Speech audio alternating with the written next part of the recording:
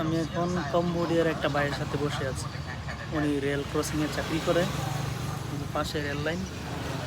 উনি আমার নতুন friend, my new friend and good friend, also Muslim. আর ওনার বাসাটাও এইখানে কাছে। উনি এখানে, আমি একদিন হাঁটতে হাঁটতে আসলাম আর কি।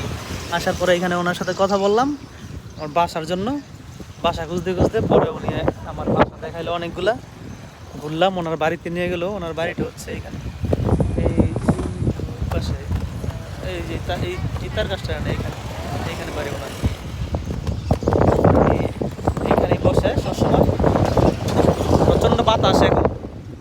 আচ্ছা, রেল লাইন সামনে একটা ব্রিজ আছে।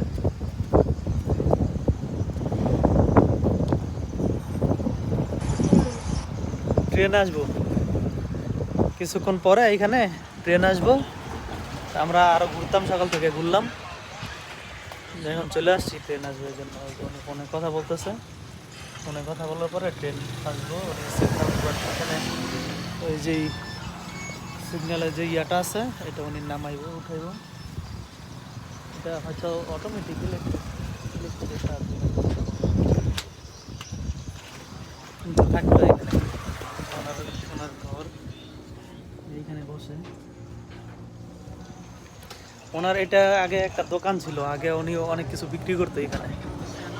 এবং ওনার বাচ্চা অবশ্য ছোট হয়ে গেছিল, বাচ্চার পিছনে অনেক টাকা খরচ করে ফেলছে, এই জন্য বন্ধ করে দিয়েছে।